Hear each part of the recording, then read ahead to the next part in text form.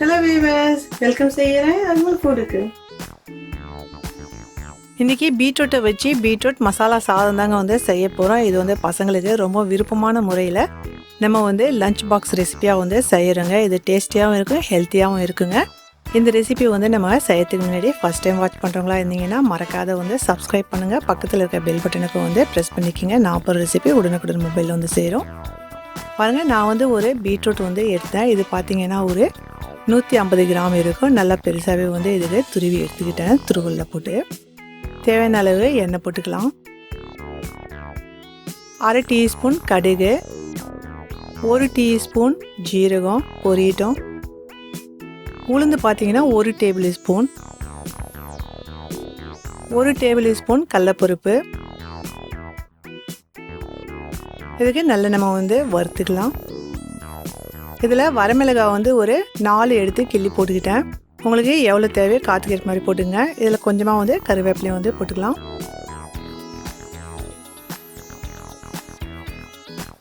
இதில் வந்து வெங்காயத்துக்கு வந்து நல்லா வந்து நீட்டு வாக்கில் கட் பண்ணிக்கிட்டேன். ஒரு பெரிய வெங்காயம் இருக்கும்.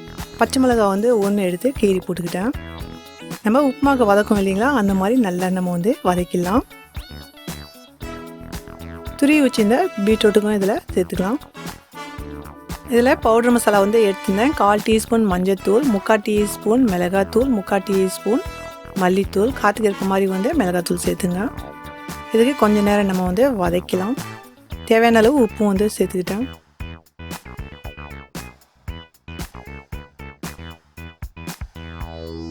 இதில் வந்து அதிகமாக வந்து தண்ணி போடக்கூடாது. கொஞ்சமாக நம்ம வந்து தண்ணி போட்டு இதுக்கு வேக விடணும். அதிகமாக தண்ணி போட்டோன்னா நல்லா இருக்காது.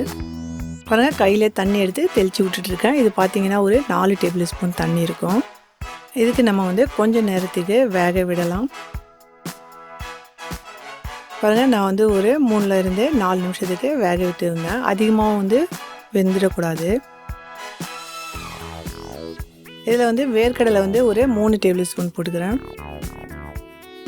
ஒரு 2 டேபிள் ஸ்பூன் துருவின தேங்காய். இந்த மாதிரி தேங்காயும் வேர்க்கடலையும் போட்டுக்கல நல்லா சுவை குட்டியாக இருக்கும் இந்த ரைஸு. கொஞ்சம் சாப்டு கரியாண்டர் லீஃபும் போட்டுக்கலாம். இதில் 1 டேபிள் ஸ்பூன் நெய் போட்டிருக்கேன். நெய் போட்டிங்கன்னா ரொம்பவும் வந்து விருப்பமாக பசங்க சாப்பிடுவாங்க. நம்ம தோசைக்கெல்லாம் வந்து போட்டு தரோம் இல்லைங்களா, ஆனால் இந்த மாதிரி வந்து பிடிக்காத ஒரு வெஜிடபிள் கூட நெய் சேர்த்தோன்னா பசங்க விரும்பி சாப்பிடுவாங்க. ஒரு 2 கப்பு இருக்கும் சாதம் எடுத்து வச்சுருந்தேன். இது எப்படி வந்து நம்ம உதிரி உதிரியாக செய்யறது அப்படின்ட்டு ஒரு வீடியோ வந்து உங்களுக்கு போட்டிருக்கிறேன். தேவைன்னா கீழே லிங்க் கொடுக்குறேன், பார்த்துங்க. இதில் வந்து கொஞ்சம் சாப்டு கரியாண்டர் லீவும் வந்து சேர்த்துக்கலாம். இதுக்கு நல்ல நம்ம வந்து கலந்து விட்டுக்கலாம். இதில் நெய் போட்டதால் பசங்க வந்து அந்த வாசனையும் வந்து நல்லா இருக்குது அப்படின்ட்டு அதிகமாகவே வந்து கேட்டு சாப்பிடுவாங்க. ஹெல்த்தியான ஒரு ஃபுட்டு பசங்களுக்கு வந்து செஞ்சு கொடுங்க. இந்த வீடியோக்கு மேலே பார்த்தீங்கன்னா கேபேஜ் ரைஸ் இது ஒரு லஞ்ச் பாக்ஸ் ரெசிபி தாங்க. அது வரும். உங்களுக்கு தேவை அப்படின்னா அந்த வீடியோவும் பாருங்கள். ரொம்பவே வந்து யூஸ்ஃபுல்லாக இருக்கும். நான் வந்து ஒரு 5 லஞ்ச் பாக்ஸ் ரெசிபி வந்து உங்களுக்கு வீடியோக்கு கீழே வந்து லிங்க் கொடுக்குறேன். தேவைன்னா அதுவும் வந்து பார்த்துங்க. சூப்பரான ஒரு ரெசிபி, பசங்களுக்கு பிடித்தமானதாகவே இருக்கும்.